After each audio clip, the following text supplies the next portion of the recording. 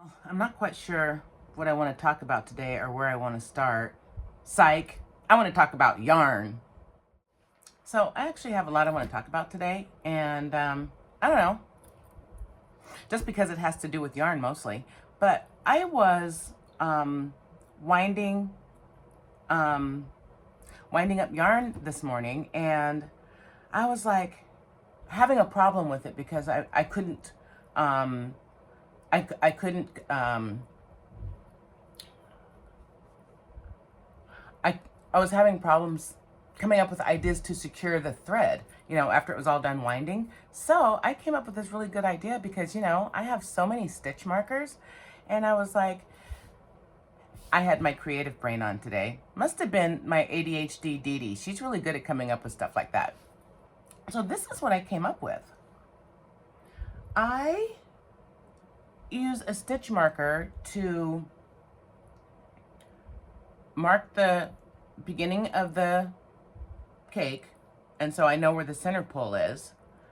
And then so the loose end of the thread doesn't get all like loosened up and tangled and everything like that. I took another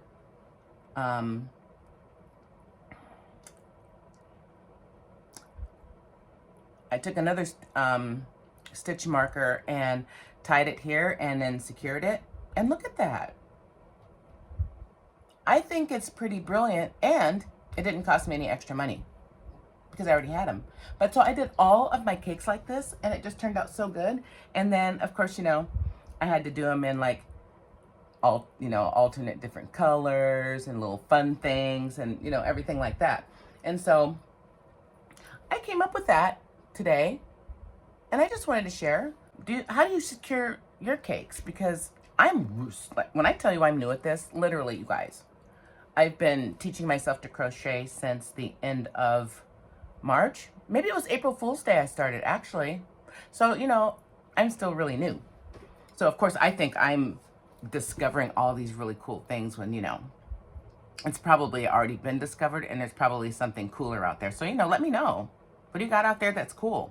And so I finished these up too because these were the bane of my existence. These little things just kept coming unraveled, and it was driving me crazy. And so they're the inspiration on how I came up with this. And so I was able to finally put them together, find the ends again, because they came unraveled. And then I marked this one. This one seems to be okay so far, so I don't have it wrapped, but we'll see.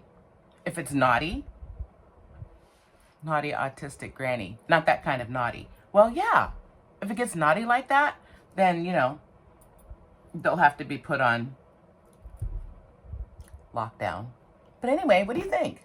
I thought it was brilliant. Don't these look like little cupcakes? Maybe I'm hungry. I did just have a big lunch though. I had a scrambled egg and cheese sandwich on toast. Because, you don't have to think about it. You just make it and then you eat it. So anyway, that's what I was doing this morning.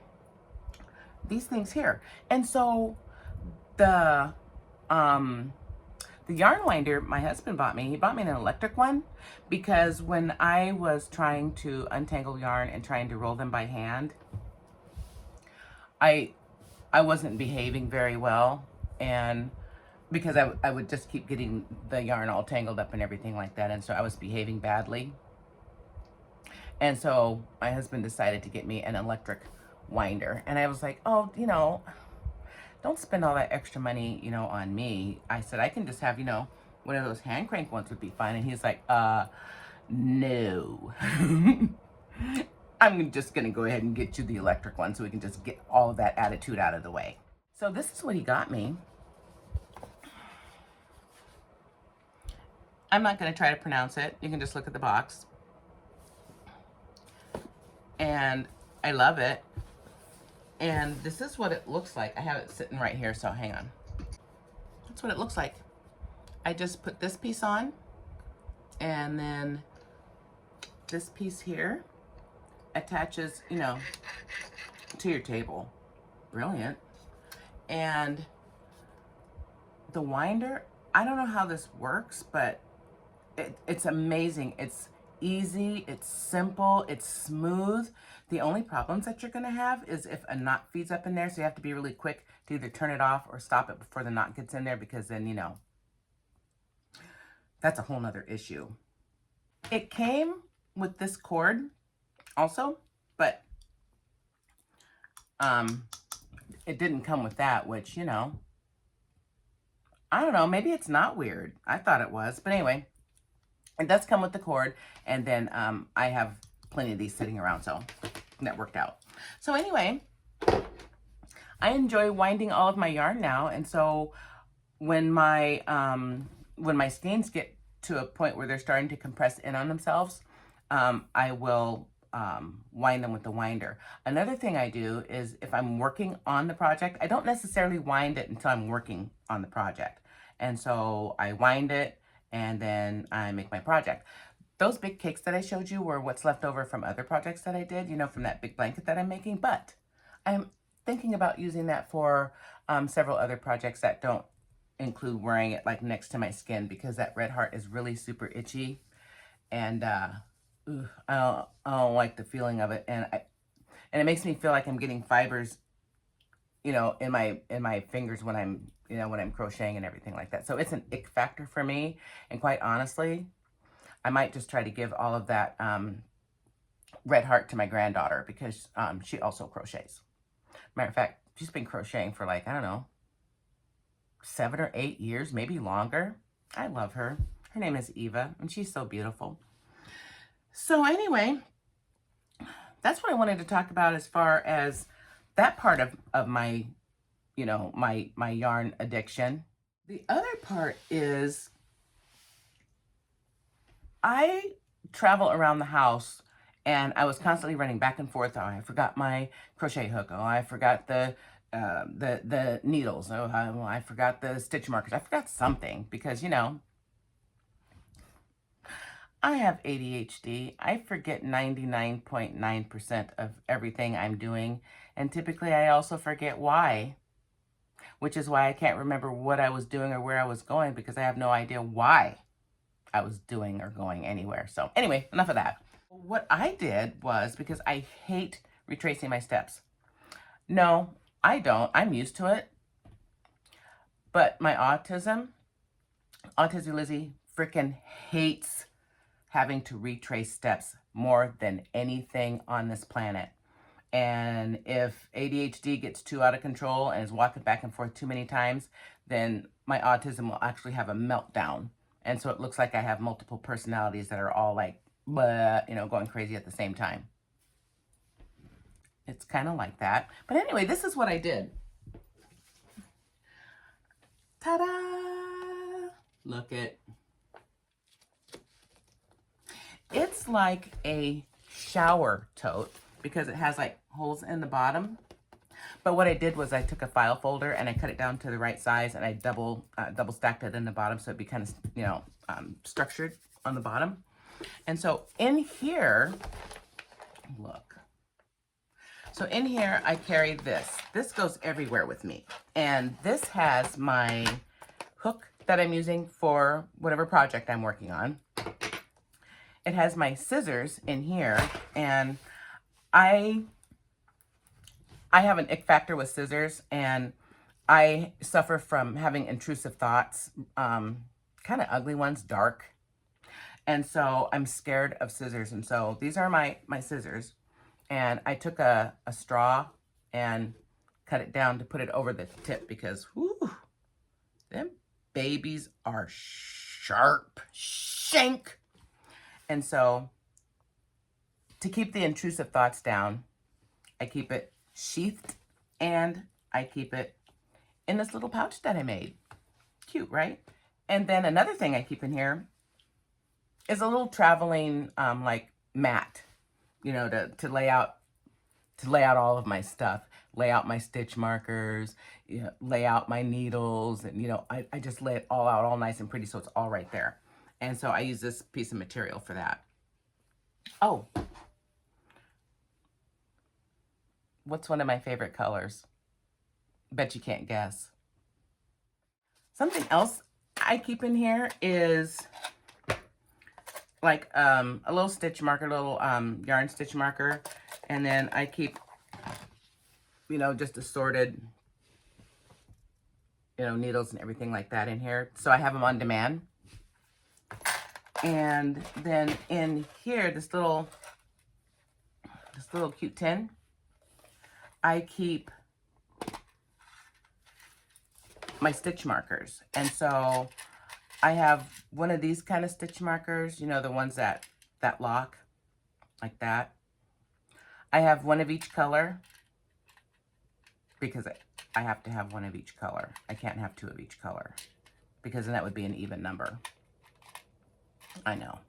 And then I also have these, which I love, and they're metal. And I really like these a lot, actually. I use these more than I do the locking ones. The locking ones I use to end my project for the night, so I know where I got to put my hook back and so I don't lose any stitches that I've already done. And these I usually mark which side of my project am I on, because I'm learning to turn my work when I make granny squares, and since I love granny squares, I'm learning to be more efficient at it so they don't get all like twisted and everything. So I use these for that, and yes, one of every color. And then I have these from my sewing kit because I also sew. Of course I do. I sew and I make jewelry.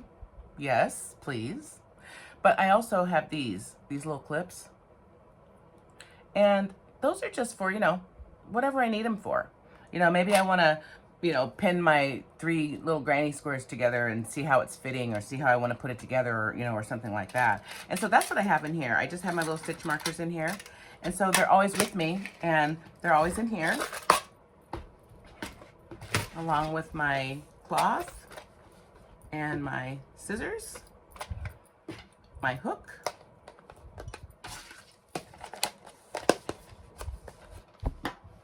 everything I need in one place. Brilliant. So that's in my little basket, my little thing here. And then the project I'm working on, which you guys know is my my shawl, cardigan, poncho-y type thing. And so I have it all in here, and I have everything all folded, staged, and ready to go for their next colors, because I have to build these out to like 26 inches and they're only like at 14. Holy cow. I have a long way to go, but that's okay. I'm retired, and what am I doing? Not a damn thing. You guys remember I was working on this. I had to take those 3 rows out. It ended up only being like 1 3/4 rows, about 2 rows. And so I got that all finished up last night. So it's all done. And I took out that bump, and I put the stitches back where they belong and added them where they needed to go. And actually I had dropped the stitch from the row before, and then I had forgotten to add the chains to the row below that. So that caused a conundrum.